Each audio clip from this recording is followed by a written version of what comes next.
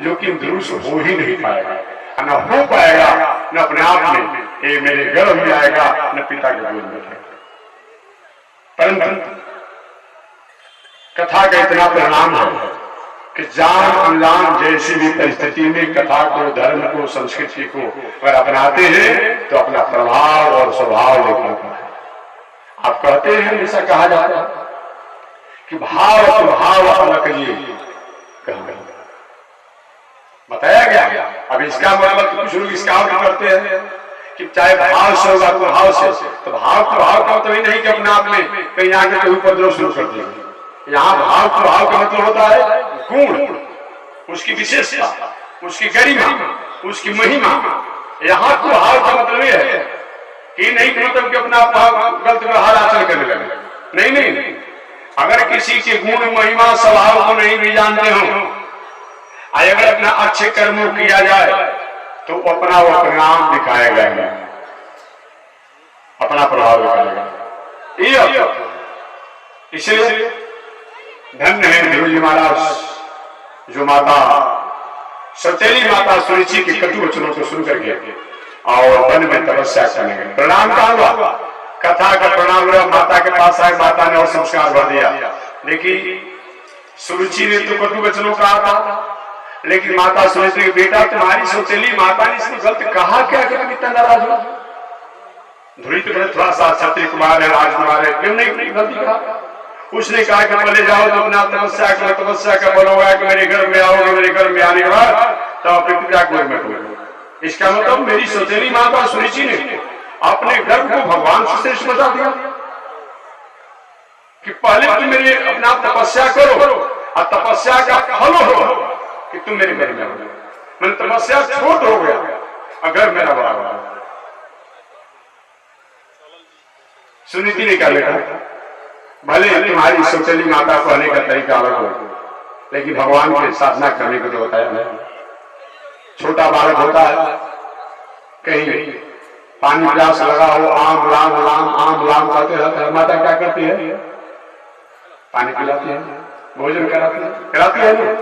तो तुम्हारी सौतेली माता ने भले ही अपने घर को श्रेष्ठ बता दिया, लेकिन तपस्या को तो कहा ना। धन्य है माता सुनीति जो कि अपने छोटे बालक गुरु जी को तपस्या करने के लिए प्रेरणा दिया।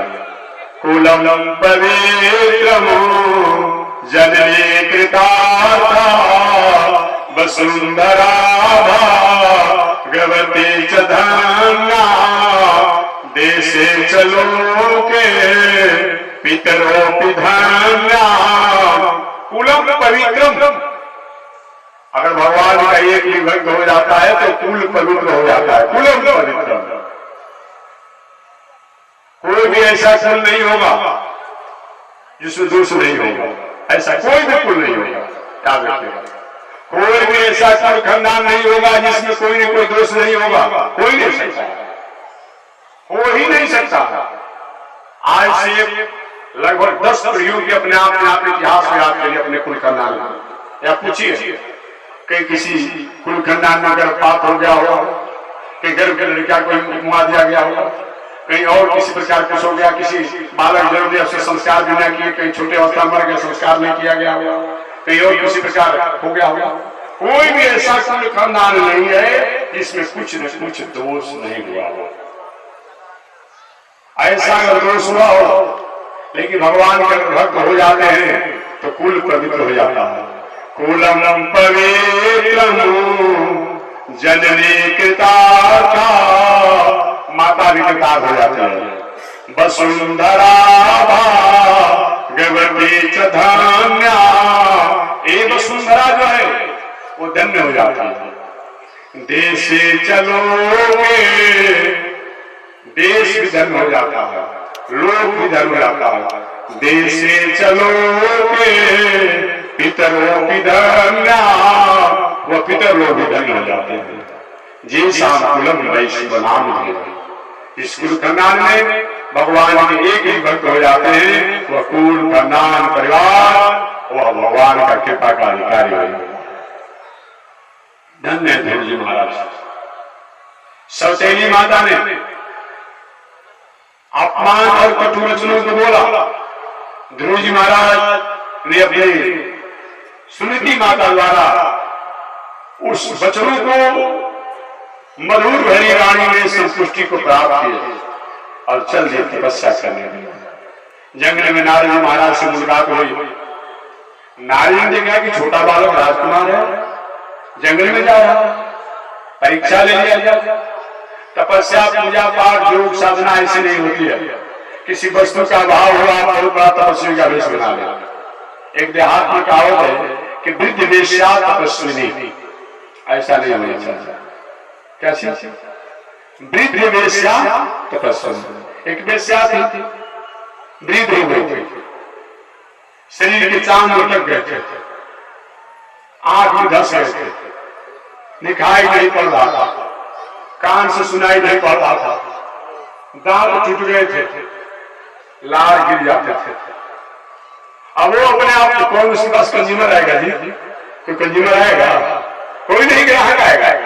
और बेचारे ने तय किया कि मैं तपस्वी बन गई हूं, किसी से मतलब नहीं है। अरे तुम्हारे पास जा कौन रहा? ऐसा नहीं होना चाहिए कि कुछ नहीं बचा हो, नाराज मत होगी। शराब पी करके, ताड़ी पी करके, दारू पी करके, जुआ कर करके, विषावृत्ति करके, निबाजी करके, सब कुछ धन संपत्ति ताप करके सब ठीक कर दे, तब दाढ़ी मुझ बढ़ाकर चिमटा लेकर आवाज के मंदिर में घूमते रहते हैं। क्या मतलब होता है? सारा उपद्रव करके क्या मतलब होता है? नहीं नहीं नहीं, समय से काज करने का महत्व होता है।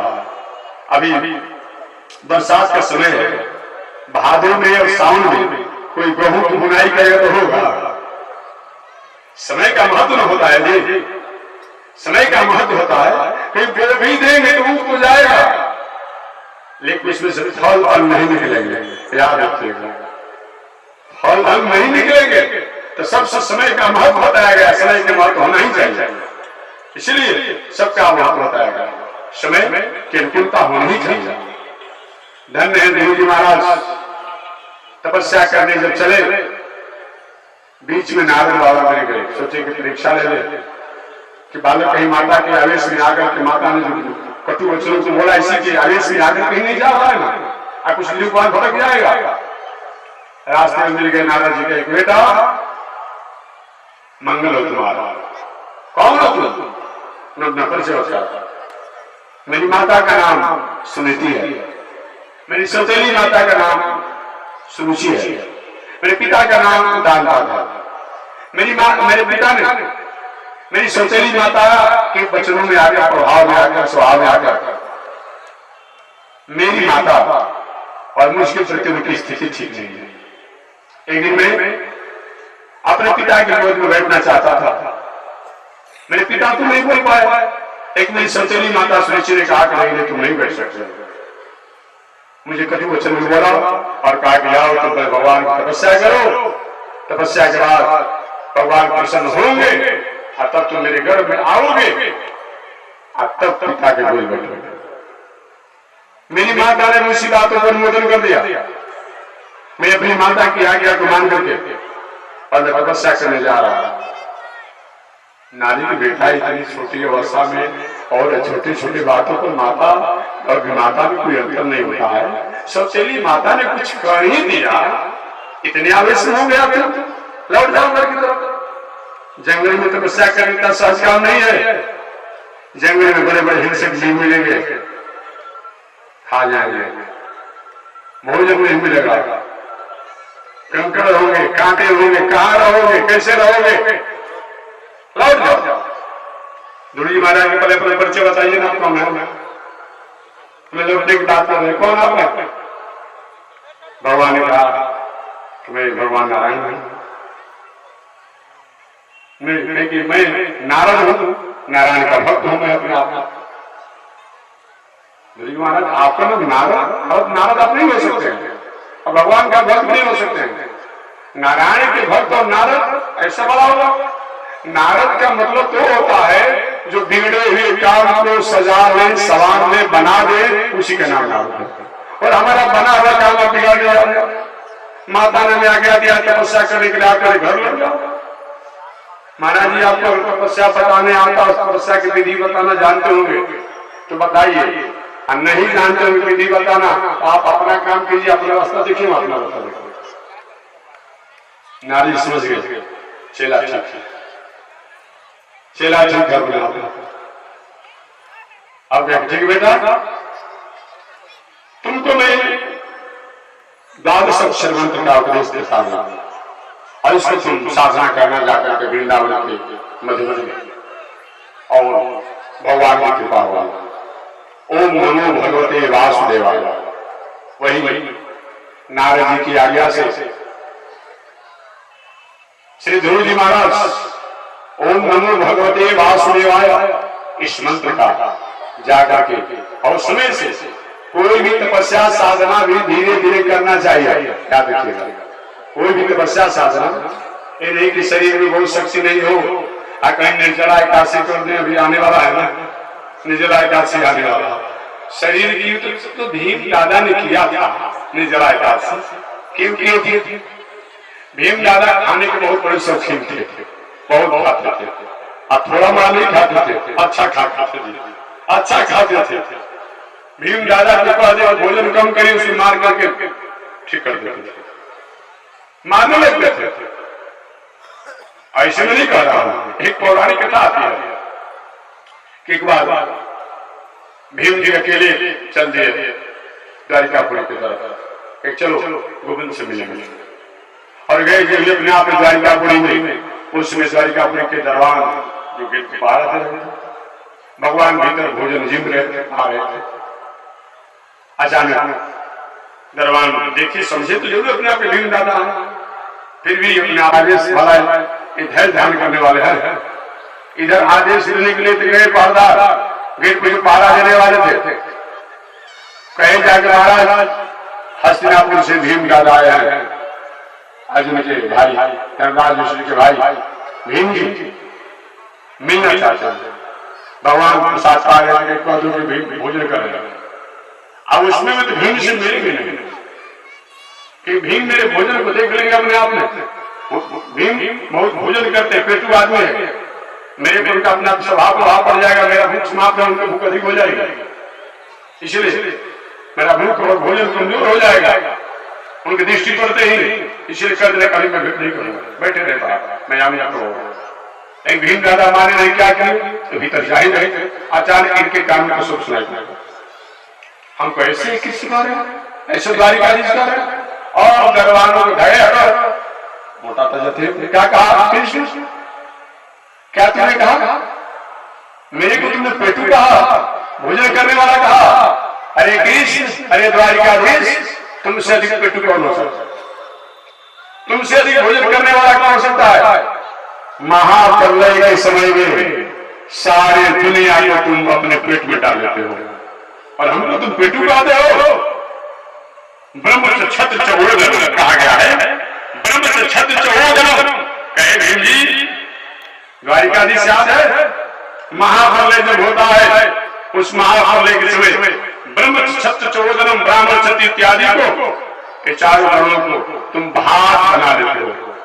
चारों वर्ण जो है इनको और चारों आश्रम जो है इनको आप भात बना देते हैं। अब बात ऐसे ठीक नहीं लगता है ना।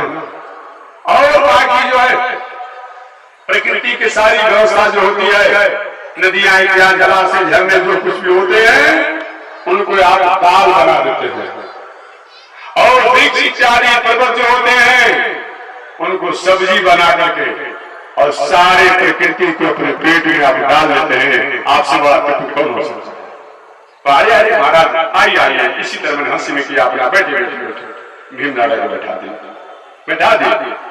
तो मैं निवेदन करना चाह रहा था कि सबके व्रत जो होना चाहिए, पूजा जो होना चाहिए, वो सबका एक नियम होना चाहिए। इन्हें कि व्रत कर लिया, 3 दिन शरीर में ताकत नहीं रह गया, 3 दिन सोचे कोई काम धंधा नौकरी सब छोड़ दिया। क्या पूजा पाठ का मतलब होता है। गौतम बुद्ध का शब्द है, गौतम बुद्ध का शब्द है, वीणा के तान को उतना मत चढ़ा दीजिए कि वीणा की तार टूट जाए। वीणा की तार को उतना ढीला ही मत कर दीजिए जो कि आवाजें नहीं निकले। ये शरीर जो है, इस शरीर द्वारा तपस्या साधना जो कुछ भी करना है, धीरे धीरे करिए। इतना एक बार मत कर दीजिए कि शरीर कहीं मूढ़ावस्था में अस्वस्थ हो जाए, और इतना भोग और आयासी मत हो जाइए कि जीवन का कोई मतलब ही नहीं होता है। इसलिए मध्यम जीवन होना चाहिए, मध्यम जीवन होना चाहिए।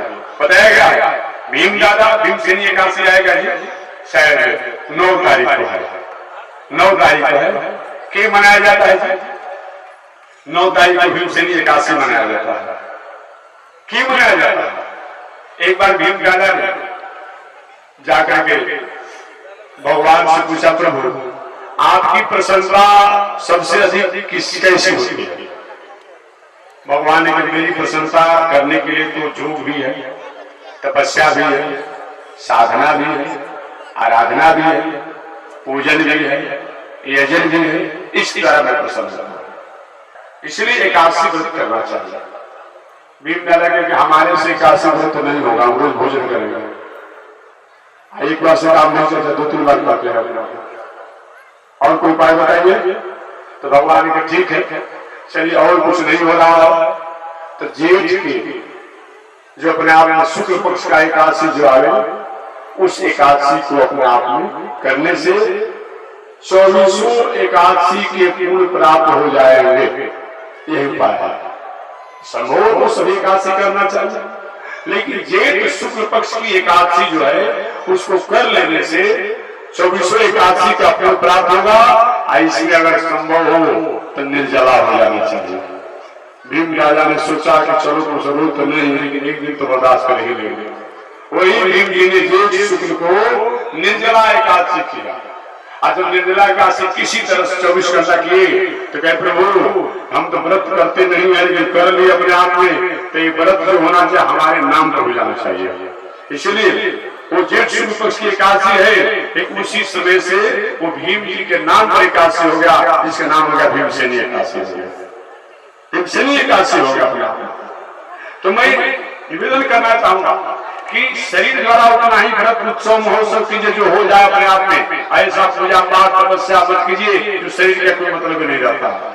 शरीर स्वस्थ रहे, धीरे धीरे तपस्या साधना कीजिए, अपने आप फलहार करके शास्त्र बताया गया है तो रोज को साधारण रोटी सब्जी से काम चल जा रहा है। आज इसमें व्रत आ रहा है तो 56 प्रकार बना करके अपने आप चल रहा है, और उसमें भी 2 रोटी 4 रोटी से बहुत अधिक खाते हैं। जो एकादशी है अब हो सकता है 5 दिन बाद मिलेगा।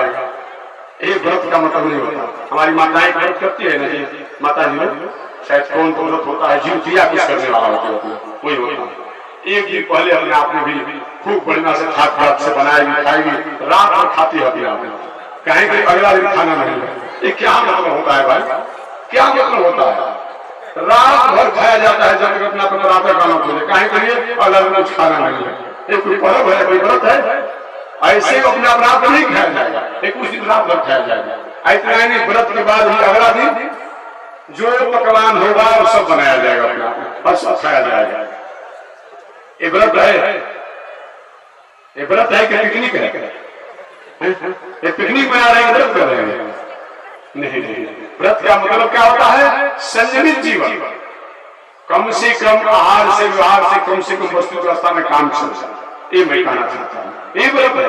ये नहीं कैसे 2 बार भोजन करते हैं, अब व्रत के अवसर पर अधिक से अधिक मतलब नहीं होता। एक बार फलाहार करने से व्रत का आधा फल मिलता है, 2 बार करने से उसका आधा होता है, और 3 बार करने से और आधा हो जाता है, और 4था बार करने से माने व्रत का मतलब भी रह नहीं जानना चाहिए। हमारे नारद जी महाराज समय बताइए, भाई पता नहीं हम आगे चल जाएंगे। कितना होगा? कथा सुनती है 8:30 साढ़े 9 बजे बजेगा, 9:30 बजेगा तो बता दिया, 9:30 बजे तो बता दिया। आज भाई दूर दराज में जाने वाला देश निकल जाए, हम तो लेट आए हैं आज अपने आप में। हाँ, कल से हमारी कथा 6 बजे, समय कैसे निकलता है? कब से कथा है? 6 बजे से 7 बजे तक हमारी कथा होगी। कल से 6 से 7 कल पहले समय अपने आप 6 से 7 बजे कथा कल हमारी होगी, और 7 बजे से 8 बजे हमारे बैकुंठनाथ स्वामी जाएंगे, उनकी भी कथा हो जाएगी। यही ना, और 8 बजे से 10 बजे तक जिनके द्वारा आप कथा श्रवण कर रहे हैं इनकी कथा होगी। इस तरह से कल दिनचर्या रहेगी। तो चलिए आज जिसको दूर दराज में जाना चाहते हैं तो निकल जाएंगे, हमारे तरफ से कोई रोक नहीं। मैं 2-4 शब्द करके अपनी वाणी को विराम दूंगा। मैं निवेदन करना चाह रहा था, नारद जी महाराज ने ओम नमो भगवते वासुदेवाय इस मंत्र का उपदेश दिया ध्रुव जी को, और ध्रुव जी को उपदेश दिया और उपदेश दिए वही ध्रुव जी महाराज 6 महीना में 6 तरीका से तपस्या की। 1 महीना को फल खाकर कंदमूल खाकर है, 1 महीना पत्ता पीकर खाकर है, चबा कर है, 1 महीना जल पीकर, 1 महीना वायु पीकर, वायु पीकर भक्ष्य कर लेते हैं, और उसके बाद अब 1-2 महीना उसी तरह से रह गए अपने। इस तरह धीरे धीरे योग साधना तपस्या की दिनचर्या होनी चाहिए। 6 महीने जब तपस्या कर लिए ध्रुव जी महाराज, तो तपस्या करने के बाद एक दिन भगवान प्रकट हो गए, बेटा ब्रह्मरोही प्रदान। पहले तो ध्रुव जी महाराज सोचते मांगे तो क्या मांगे, अभी तो कोई मांगने का मौका आया नहीं था, क्या मांगे मांगे तुम्हें क्या मांगे अपने आप में, ऐसा मांगने का तो कोई अपना मौका आया ही नहीं था। उस समय भगवान श्रीमद नारायण ध्रुव जी के कपोल में अपने संग को स्पर्श कर और भगवान की कृपा से ध्रुव जी की वाणी खुल गई, बोलने लगे। भगवान चाहे तो गूंगा को भी बुलवाने लगे। गूंगा के मतलब जो कुछ नहीं जानने वाला हो भी बोलने लगता है। इतिहास के रूप में कालिदास, प्रमाण के रूप में कालिदास, उदाहरण के रूप में कालिदास। कालिदास के बारे में आप जानते होंगे, कालिदास अपने समय के, अपने जमाने के, कालिदास अपने समय अपने जमाने के ऐसे अपने आप में थे कि उनके समान उस समय कोई अज्ञ था ही नहीं, कुछ भी पढ़े लिखे नहीं। एक दिन एक वृक्ष पर बैठे थे, वृक्ष की टहनी पर बैठे थे, उसकी मोटी डाली को काट रहे थे, और उसमें मोटी डाली जब कटेगी तो टहनी बचेगी, कट करके हाथ में टूट जाएगा। उनके समय में एक बहुत बड़ी विदुषी महिला थी जिसका नाम था विद्योत्तमा। उसको विवाह करने के ब्राह्मणों बहुत प्रयास करते हैं, बहुत पढ़े लिखे हैं, लेकिन सभी ब्राह्मणों को छाड़ देती है, ये मुझसे कम विद्वान है, मुझसे कम विद्वान है, ठीक नहीं है, ठीक नहीं है। कोई भी विद्वान सभी को परास्त कर देती है। ब्राह्मणों ने विचार किया कि इसमें एक ऐसा मूर्ख से विवाह करा देंगे उसको भी याद हो जाएगा, याद हो जाएगा अपने आप। वो ढूंढने लगे दुनिया की सबसे श्रेष्ठ मूर्ख कौन है, विद्वान अगुआ बन करके। ढूंढते ढूंढते जब गए अचानक मार्ग में एक जंगल था, वही देखिए एक ऐसा व्यक्ति है जो कि टहनी पर बैठा है और डाली का मूल अपना अपने शाखा को काट रहा है कुल्हाड़ी से। बस इसके समान सामूहिक नहीं है। अब उसको इशारा में बोलना भी नहीं जानते, करते तो कुछ बोलने के लिए नहीं सकते थे, इशारा में बोला उतरिए विवाह करेंगे। एक पागल आदमी भी कैसा होता है, विवाह एक ऐसा चीज है उस पर वही प्रसन्न हो जाता है। आज देखिए पागल है ना, कहीं विवाह करेंगे कहाँ करेंगे, मैंने विवाह का रास्ता नहीं समझता होगा, कहीं कहाँ करेंगे, बस बस अब लेकर के चले कालिदास जी। मेरे दिमाग से सुनो, अभी तक जितने भी आए विद्वान सबको तुमने परास्त कर दिया, लेकिन ऐसे विद्वान को लेकर के आए हैं तुम्हें तो परास्त करना तुम्हारे बस की बात नहीं है। नहीं मैं नहीं मानूंगी, आप कहने से शस्त्रार्थ करोगे, और शस्त्रार्थ में हमसे कोई आगे हो जाएगा, हमको परास्त कर देगा, तब उसमें विवाह करेंगे। एक पंक्ति में विद्योत्तमा बैठ गई, कुछ ब्राह्मण उस पक्ष में हो गए, एक पंक्ति में अपने अपने आप कालिदास बैठ गए, कुछ ब्राह्मण इधर से हो गए। पूरा भाई प्रश्न शुरू किया जाए, विद्योत्तमा ने कहा नहीं बर पक्ष तब शुरू हो, इधर कालिदास से पक्ष वाले कहे नहीं कन्या कितना भी हो, कन्या पक्ष होना चाहिए, बर पक्ष बड़ा होता है, तुम्हारे पक्ष होना चाहिए। शुरू हो, और यही प्रश्न करने के बाद आई विद्योत्तमा ने कहा कि इस दुनिया में एक ही ब्रह्म जो है, एक ही एक अंगुली दिखाया अपने आप में। विद्योत्तमा ने एक ही अंगुली को दिखाया, एक ही अंगुली को दिखाया। विद्योत्तमा ने एक ही ब्रह्म जो है, एक ही ईश्वर जो है सृष्टि के प्रारंभ में रहता है, सृष्टि के मध्य में रहता है और सृष्टि के अंत में रहता है। सृष्टि के प्रारंभ में वह एक होकर आता है, एक वो हम। सृष्टि के मध्य में अनेक प्रकार प्रकृति और प्राणियों को विस्तार करके आता है और सृष्टि के समापन पर महाप्रलय करके भी अकेले ही बचता है। जैसे किसी के पास सोना हो और सोना तो सोना है, इच्छा हुआ कि सोने का आभूषण बनाया जाए तो सोने का आभूषण बना दिया गया। जब वो सोना था तो सोना था, विश्व के रूप में हो, ईटा के रूप में हो या सिक्का के रूप में हो। आप आभूषण बनने से पहले वो सोना था, आभूषण बनने पर भी सोना ही रहा, कुछ प्राकृतिक मिलावट के साथ मिलावट कर दिया गया, आभूषण बना। क्योंकि जब तक मिलावट नहीं किया जाएगा तब तक शुद्ध सोना का आभूषण नहीं बन पाएगा, मिलावट करना ही पड़ेगा, अब तो वो आभूषण बनेगा। भगवान अकेले थे, जब विस्तार करना होता है तो प्रकृति का मिलावट करते हैं। क्षिति जल पार गगन शरीरा पंच रचिते अहम शरीरा, पृथ्वी तत्व, जल तत्व, वायु तत्व, आकाश तत्व, अग्नि तत्व, इसका मिलावट किया जाता है। मन बुद्धि चित्त अहंकार, इनका अपने आप में 5 कर्मेंद्रिय, 5 ज्ञानेंद्रिय, 5 ज्ञानेंद्रिय के विषय इत्यादि का मिलावट किया जाता है। आभूषण बनने से पहले सोना था, आभूषण बनने पर भी सोना है। एक कोई नहीं कहता कि इसमें मिलावट किया गया, रंगा मिलाया गया है, सब कुछ मिलाया गया है। भले इसमें 50% का अंतर हो लेकिन उसको सोना ही कहा जाता है अपना अपना। और बाद में इच्छा करो भाई डिजाइन नया बढ़ाना चाहिए, आभूषण को खोखली में फूट करके आपने चुन शुरू कर दिया, तो आभूषण के बिगड़ने के बाद भी सोना बचता है। सृष्टि के होने से पहले एक परमात्मा थे, सृष्टि का विस्तार हुआ, परमात्मा की कला और गुण जो है हर प्राणी में हो गया, और सृष्टि का जब समापन होता है एकमात्र परमात्मा बनते हैं, सारी सृष्टि परमात्मा में जाकर कले हो जाती है। अजी जब आभूषण को खली में कूट दिया जाता है तो आभूषण की कारीगरी कहाँ बचती है? इतना सुंदर जो नक्काशी किया रहता है सिकरी पर, अंगूठी में, अनेक प्रकार आभूषणों में, हार में, वो कहाँ कारीगरी चला जाता है? इतना ही पड़ता है, सोने में जाकर के मिल जाता है, अलग से सत्ता नहीं होती है। सोना के आभूषण बनने से पहले भी कारीगरी नहीं था, सोना का आभूषण बना कारीगरी था, उन्हें सोना जब चूर चूर हो गया न जाए कहां, उसी के साथ कारीगरी चला गया। जब सृष्टि प्रारंभ होती है भगवान एक माता के लिए रहते हैं और विस्तार होता है, भगवान सब में कला के रूप में, गुण के रूप में रहते हैं, और जब सृष्टि का समापन होता है परमात्मा अपना अपने अंश रख लेते हैं, वही बताया। मानो इस तत्व को, रहस्यों को बताने के लिए विद्योत्मा ने कहा एक ही तत्व जो है पूरी दुनिया को संचालित करता है। लेकिन ये तो पहले लिखे थे नहीं, ये तो पहले लिखे थे नहीं अपने आप में।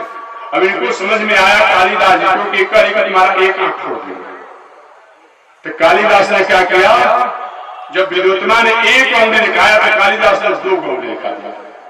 तुम हमारा एक आंख खोलोगे तो एक आंख बच जाएगा, और हम तुम्हारा दोनों आंख खोल देंगे, तुम्हारा कुछ दिखाई नहीं पड़ेगा। और जब 2 अंगुली को दिखाए कालिदास जी, और विद्योत्मा अपना माथा पकड़कर बोलने लगी, राम राम ब्राह्मण देवता लोग, काश मूर्ख के साथ हमारा विवाह करना चाहते, काश मूर्ख पकड़ रहे हैं।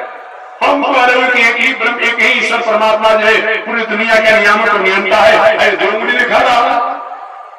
अगुआ होना चाहिए तो सही में अगुवाई करना अच्छा होता है, बिगड़ा हुआ काम बना वही अगुआ होता है। अगुआ आज न हो, विवाह के अवसर पर कितना भी सब हो, लेकिन थोड़ा सा अस्पष्ट हो जाता है। अगुआ अगर बुद्धिजीवी हो तो बिगड़ा हुआ काम को बना लेता है। जो इधर अपने आप में कालिदास ब्राह्मण थे, उन्होंने कहा देवी जी, विदुषी जी एक कहना चाहते हैं कि एक ही ईश्वर, एक ही परमात्मा दुनिया का नियामक और नियंता है, लेकिन जब सृष्टि का विस्तार करना होता है तो वही अपने शक्ति द्वारा सृष्टि का विस्तार करता है। शक्ति और शक्तिमान ये दोनों एक साथ मिलते हैं और तभी सृष्टि का विस्तार होता है। स्त्री और पुरुष दोनों एक साथ मिलते हैं तभी सृष्टि का विस्तार होता है। इसलिए यही कहने का अच्छा ये बात है तब तो अच्छा। पुनः विद्योत्मा ने कहा कि 5 तत्वों से ही अपने आप में इस पिंड की निर्माण होता है। चित जल पाव के गगन समेरा पंच रचित अधम शरीर। 5 तत्वों से 5 अंगों को दिखाया विद्युत मान। कालिदास को यह बुलाया कि करेगा तुमको मैं थप्पड़ से मारूंगा। इन्होंने क्या किया? इन्होंने क्या किया? अपने 5 अंगुलियों के एक बार मुष्टिका दिखाया, मुट्ठी दिखाया। सुनो, थप्पड़ से मारोगी ना तो चोट कम आएगा, हम मुष्टिका से मारूंगा तो अच्छा चोट आएगा अपने आप में। अब ऐसा कहा, राम राम कैसा मूर्ख।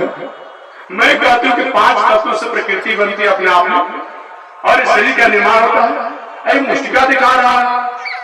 कालिदास विद्वान ने कहा कि सुनिए निमि जी, ये कहना चाहते हैं कि 5 तत्वों द्वारा ही ये शरीर का निर्माण होता है, लेकिन 5 तत्व जब तक एक में मिलता नहीं है, एक जगह जुटता नहीं है, तब तक से शरीर का निर्माण नहीं होता है। अग्नि तत्व अलग रहे, वायु तत्व अलग रहे, जल तत्व अलग रहे, आकाश तत्व अलग रहे, तो थोड़े अपने आप में पृथ्वी तत्व अलग होगा।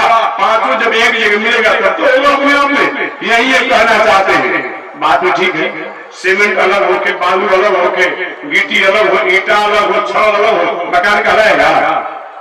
नहीं कहलाएगा। ईटा कहा जाएगा, बालू कहा जाएगा, छड़ कहा जाएगा, गिट्टी कहा जाएगा, सीमेंट कहा जाएगा। अब वही जो सबको मिला दिया जाता है, अब मिलाने का तरीका भी हो, इसी सब मिला दे तो मकान बन जाएगा। कारीगर द्वारा मिलाना पड़ेगा ना। और उसी में मिला करके निर्माण कर दिया जाता है तो भवन और मकान कहता है राजमहल का। उन विद्वानों ने कहा कि 5 तत्वों से सृष्टि का विस्तार होता है, लेकिन 5 तत्व जब तक एक में नहीं मिलते हैं तब तक सृष्टि का विस्तार नहीं होता है। इसलिए मुष्टिका ने कहा कि 5 को मिलने के बाद ही सृष्टि का विस्तार होता है। अच्छा ये बात है। विवाह करा दिया लोगों ने, विवाह करा दिया। और विद्युतमा बाद में तो पहचान ही गई कि मूर्ख आदमी है, हमको धोखा देकर ब्राह्मण हमें अपमान कर ऐसा करा दिया। लेकिन विवाह हो गया तो हो गया। आज की बात तो है नहीं अपने आप में कि दूध चाय समय से नहीं मिला अपने आप में अब तलाक हो जा रहा है। ऐसा होना चाहिए। फैमिली को मिला करके केस हो जा रहा है कि समय समय चाय नहीं दिया अपने आप में। नहीं नहीं, अरे हो गया भाई। एक गृहस्थ आश्रम के अपने आप में गाड़ी के, रथ के ये 2 पहिया है, एक स्त्री एक पुरुष। दोनों पहिया अगर नहीं रहेगा तो गाड़ी कैसे आगे बढ़ेगी? इसे गृहस्थ आश्रम में स्त्री पुरुष दोनों को मिलकर के समन्वय जीवन जीना चाहिए, ये बताया गया। तो मैं निवेदन करना चाह रहा था कि अपने आप में समझ गए विद्युत में कि नहीं, यही हमारे साथ धोखा विद्वान और ब्राह्मणों ने किया है, छल किया है, लेकिन विवाह हो गया तो हो गया। संजोग शेख जी विद्युत में जाकर भद्रकाली के मंदिर में पूजन कर रहे थे। अनेक अपने छंद भरी, लय भरी शब्दों द्वारा भद्रकाली की स्तुति कर रहे थे। आइए कालिदास जी वो भी गए थे साथ में, और साथ में जब गए थे तो देख रहे थे कोई चुट्टी जो है अपना गुरु पर हमला कर रहा है, कोई अपना कुछ पर हमला कर रहा है। वो गिन के 1 2 3 4 5 6 7 पूरा चिट्ठी आ जाती है। अब इसी गिनने में लग जाता है और ये अपने आप जो है मेरा स्तुति के लिए क्या कर रहा है। और वो नाराज होकर कुछ विद्वत्मा ने अपने आप में उन कालिदास के सिर को वही भद्रकाली के सिर पटक दिया। मर भी नहीं जा रहा। साथ साथ कभी कभी एक बूढ़ी माताएं जब पति को गाली देती है, चाहे पशु माने ऐसा ऐसा सब गाली देती है, अपने आप में मर जाते तो अच्छा होता, चिराग में चले जाते तो अपने आप में। तो विद्वत्मा ने क्या किया कि मर भी नहीं जाते, बड़े जोर से झटक अपने आप में पटका और वही अपने आप में कालिदास का सिर फूट गया। भद्रकाली में पहले पूजा पाठ करने वाले पर बहुत लोगों को देखा गया, लेकिन इसने अपने खून चढ़ा दिया हमारे पर। और क्या हुआ? कृपा हो गई भद्रकाली की। और वही कालिदास जी इतने विद्वान बन गए, विद्वत्मा से हम कुछ नहीं। अभिज्ञान शाकुंतल और भी जो अपने आप में कालिदास ने पढ़ा होगा, सुना होगा, जानता होगा, इतने आज अपने आप में की कालिदास के लिखी हुई चीजों पर बड़े लोग रिसर्च करते हैं। वही कृपा हो गया। तो कब होता है? यस्याकटाक्ष मधुवीक्षण वीक्षणेन सत्य समुनिशित पर लवमूललासा। अगर उनकी कृपा कटाक्ष हो जाती है तो एक मुकुंद क्रोध वाचालम, यही मैं कहना चाह रहा था। इसी की व्याख्या के लिए इतना प्रसंग में सुनाना था। उनकी कृपा हो जाए तो गूंगा आदमी भी वाचाल हो जाता। वाचाल माने बकवास करने वाला नहीं नहीं, वाचाल माने वाचम लेती इति वाचा। उसकी वाणी जो होती है भक्ति में हो जाती है, प्रेम में हो जाती है, भागवत में हो जाती है, ये वाचाल का मतलब होता है। अर्थात वह अब भगवत में हो जाता है। धन्य है कालिदास जो भगवती की कृपा हो गई, उच्च कोटि के विद्वान बन गए, विद्वान बन गए अपने आप में। ध्रुव जी महाराज के कपूर में गाल में भगवान ने शंख का स्पर्श किया और शंख के स्पर्श होते ही अब ध्रुव जी महाराज की वाणी खुल गई और स्तुति करने लगे। मैं उन परमात्मा को प्रणाम करता हूँ, उन ईश्वर को मैं प्रणाम करता हूँ, उन तत्व को मैं प्रणाम करता हूँ, उन अखंड अविनाशी को मैं प्रणाम करता हूँ जो पूरी दुनिया के सृष्टि के नियम आदि उपद्रवकारी होते हैं, उनके हृदय विदीर्ण भी हो जाता है। देखेंगे अपने आप में, और से नहीं बात बहुत लगता है। किसी नास्तिक को क्या क्या शंख बजाइए ना तो उसका अपने आप में वो उपद्रवकारी हो जाता है, उसे बर्दाश्त नहीं होता है। इसलिए भगवान का शंख जो है केवल भगवान का शंख ही नहीं है, वो कभी कभी तो आयुध का काम करता है। अस्फुर सहस्त्रार शिखाति तीव्रम सुदर्शनम भास्कर कोटि तुल्यम सूर्य दिशां प्राण विनाश विष्णु चक्रम सदाहं शरणं प्रपद्ये विष्णोर्मुखोत्थानिलपूरितस्य जस्य ध्वनिर्दानवदर्पहन्ता तं पांचजन्यं शशिकोटि शुभ्रं शंखं सदाहं शरणं प्रपद्ये। ये शंख केवल बजाने का चीज नहीं है, ये आयुध का भी काम करता है, हथियार का भी काम करता है भगवान। इसलिए शंख की ध्वनि से नास्तिकों का हृदय जो है विदीर्ण हो जाता है। महाभारत संग्राम में जिसमें भीष्माचार्य द्वारा भीष्म द्वारा अपने आप शंख का जो घोषणा किया गया, बजाया गया, हमारा पांडव शंख ही नादई, भीष्माचार्य ने शंख का नाद लगाया तो भगवान और भगवान के दल में जो भी पांडव थे सब लोग शंखों को बजाया और शंख के बजते ही कौरव पक्षियों का हृदय विदीर्ण हो गया। ध्रुव जी महाराज प्रभु आप अरे जी कि तुम तपस्या करने के लिए तुम्हारी सौतेली माता ने कहा था और तुम्हारी माता ने तुमको आज्ञा दिया, वही मैं विष्णु वही नारायण है। प्रभु तुम मांगना तो चाहते तो ध्रुव जी के प्रभु आपका वैकुंठ हो जाए, क्योंकि भगवान ने विचार किया कि ध्रुव जब घर से चला था जो था कि पिता के गोद में बैठना है, तो गोद में नहीं इसको पिता के सिंहासन पर बैठा गदी पर बैठाएंगे। एक गोद चाह रहा था लेकिन इसको मैं गदी पर बैठाऊंगा, लेकिन अभी ये कह रहा है कि प्रभु आपका रूप चाहिए, भगवान से बड़ी ध्रुव जी को लग मांगना चाहते हैं वैकुंठ लोग, प्रभु आप लोक में जाना चाहता हूँ। भगवान सोच पहले जिसे कामना किया वही काम होगा, ऐसे नहीं होगा। लेकिन अपना आप कहते प्रभु मेरे पिता मुझसे नाराज है, उनकी अप्रसन्नता दूर हो जाए, कहने के दूर जाओ, मेरा आज्ञा है, आप अपने घर लौट जाओ, राज लौट जाओ। लेकिन नहीं लौटेंगे, पिताजी हमारे पर नाराज है, कि और नहीं नाराज है जो हमारा कथा सुन रहे हैं, कहना चाहता था मेरी कथा को सुन लेता है, मेरी भक्ति जो कर लेता है वो शत्रु भी मित्र बन जाता है। यही मैं सुना रहा, वो शत्रु भी मित्र बन जाता है। और हमने मेरी कथा को सुन लिया, मेरी कथा को जान गए हो, और तुम्हारे पिता तुमसे प्रसन्न नहीं होंगे, तुम्हारी सौतेली माता तुमसे बैर नहीं करोगी, तुम लौट जाओ। वही भगवान ने आज्ञा दिया और वही ध्रुव जी महाराज चल दिए। जब जा रहे थे इधर उड़ान पर, जब से ध्रुव जी महाराज गए थे, अब मालूम पड़ा कि जिएंगे नहीं। नारे के बाबा छोटा सा मेरा बेटा अपनी सौतेली माता के कटु वचनों को सुनकर के न जाने कहाँ चला गया, मर गया होगा, हिंसक जीव खा गए होंगे। जब से चला गया उदास में राज में किसी प्रकार का स्त्री नहीं रह गया, मैं जीना नहीं चाहता हूँ, क्या जाकर करूंगा। नारद महाराज ने कहा राजन, अरे जिस पुत्र की शोक और चिंता कर रहे हैं वो पुत्र सुरक्षित है, भगवान की कृपा की बात किए हुए हैं और कुछ ही क्षण में आपके पास लौटने वाले हैं। आप उनकी तैयारी कीजिए स्वागत करने के लिए। धन्य है भगवान की कथा, इस भगवान की कथा का प्रणाम से जिन ध्रुव जी को माता सुरुचि राजा उतान के गोद में नहीं बैठाना चाहती है, अब वही जब समाचार सुनी कि मेरा बेटा ध्रुव आ रहा है, सबसे पहले आरती के थाल को सजा करके और वही आगे अनेक अपने साध्वी स्त्रियों को लेकर के जो उतान पाद उस सूर्य जी के वजह से अपने गोद में नहीं बैठाना चाहते थे ध्रुव जी को, तो उतान पाद हाथी पर सवार होकर के श्रृंगार करके और ध्रुव जी को हाथी पर चढ़ा करके लाए। अल्लाह ने के बाद कि बेटा अब मेरी बीमारी पूरी हो गई।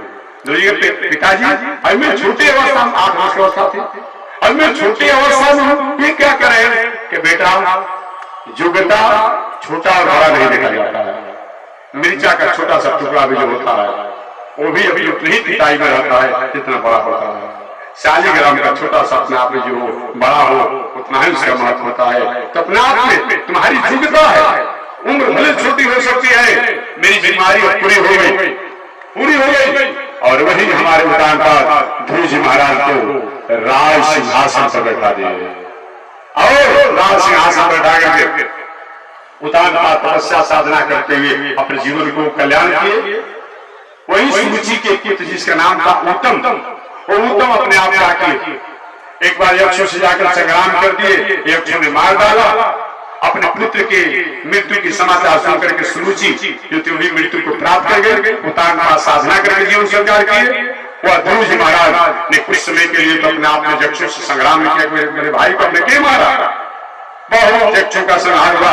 ब्रह्मा जी आकर मनु जी महाराज आकर समझाए, बेटा जो भगवान के भक्त हो, जो भगवान की स्थिति और दर्शन को प्राप्त कर लिया हो, वैसे व्यक्ति को पुनः पीछे हटना नहीं चाहिए अपने उस मार्गों पर। तुम ऊंचाई पर पहुंच चुके हो, क्या कर रहे हो।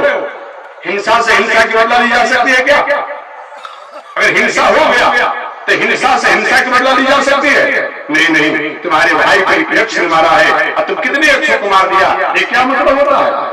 यही साधना का, यही तपस्या का मतलब होता है। इसको छोड़ो। वही अपने आप में जब ब्रह्मा जी और मनु जी महाराज ने जब समझाया, भगवान जी आगे समझाए और तब कुबेर जी महाराज ने, बेटा तुमने अपने वंश के कहने से युद्ध को विराम दे दिया, मेरी मंगल कामना यक्ष ने कुबेर ने आशीर्वाद दिया। वही ध्रुव जी महाराज 7,000 वर्षों तक 7,000 वर्षों तक राजगद्दी पर बैठ करके राजकाज की व्यवस्था को किए। अयंत्र अपने आप में भगवान की कृपा को अपनी माता के साथ प्राप्त किए। एक कथा का ही प्रमाण नहीं, एक कथा का ही फल है अपने आप में। तो कथा का मतलब क्या होता है? कम सुखम, कम आनंदम, कम सदाचारम, कम सद आहारम, कम सद व्यवहारम, कम परोपकारम, स्थापयति लाति ददाति गृह्णाति इति कथा। इन शब्दों को सुनने के बाद, इन वाक्यों को सुनने के बाद, ये व्यवहार आचरण करने के बाद हमारे दिल में, हमारे दिमाग में, हमारे मन में, हमारे बुद्धि में, हमारे चित्त में, हमारे आहार में, हमारे व्यवहार में, हमारे स्वभाव में, हमारे संगत में प्रकार की भावना आ जाए, परमार्थ की भावना आ जाए, सरलता की भावना आ जाए, सहजता की भावना आ जाए, कोमलता की भावना आ जाए, आदरता की भावना आ जाए, उसी के नाम क्या है? कथा।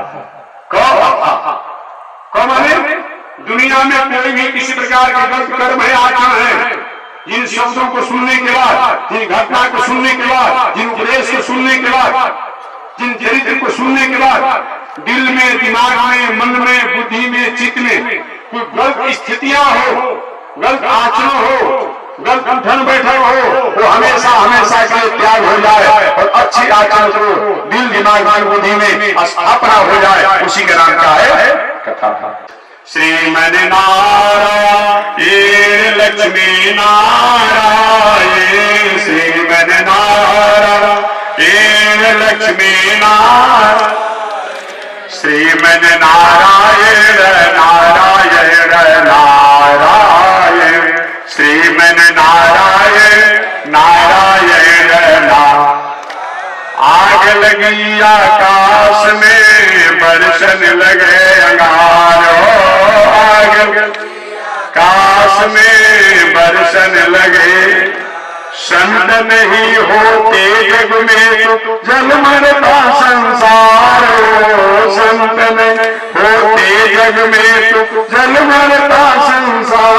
श्रीमन नारायण नारायण नारायण, श्रीमन नारायण नारायण नारायण, लक्ष्मी नारायण नारायण नारायण, लक्ष्मी नारायण नारायण नारायण।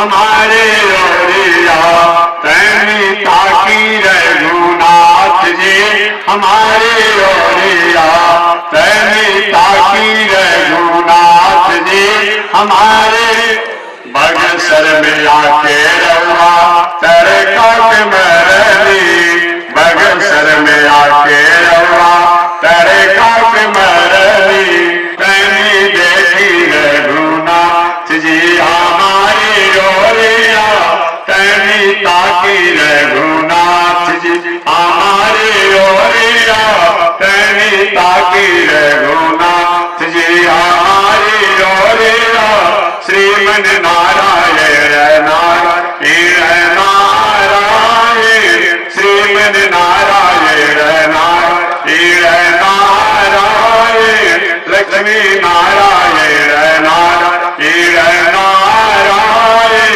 लक्ष्मी नारायण नारायण नारायण बोलिए श्री लक्ष्मी नारायण भगवान की श्री भास्कर भगवान रामानुजाचार्य स्वामी महाराज की श्री प्रतिवाद वेंकटाचार्य स्वामी महाराज की अनंताचार्य श्री गाड़ी स्वामी महाराज की परमाचार्य श्री रामकृष्णाचार्य स्वामी महाराज की विश्ववंद जगदाचार्य श्रीमद विश्वक्सेनाचार्य अश्वदाचार्य पूज्य गुरुदेव श्री त्रिदंडी स्वामी जी महाराज की श्री त्रिदंडी स्वामी जी महाराज की वामनाश्रम सिद्धाश्रम चरित्रवन बक्सर विहार की जगत कन्या जगदम्बा श्री महालक्ष्मी माता की पावन धाम की पावन स्थल की पावन महामहोत्सव की जय जय श्री सीताराम जय जय श्री राधेश्याम जय जय श्री श्रीमन नारायण जय जय श्री भास्कर जय जय श्री भास्कर हरि ओम शांति शांति शांति नारायण। ठीक कल से कथा 6 बजे से 7 बजे तक मैं भी समय से कोशिश करूंगा आ जाऊंगा। तो 6 बजे से 7 बजे सायं का 6 बजे से 7 बजे सायं का मैं 2-4 शब्दों को निवेदन करूंगा। 7 बजे से 8 बजे हरिद्वार की पावन भूमि से चलकर आए हुए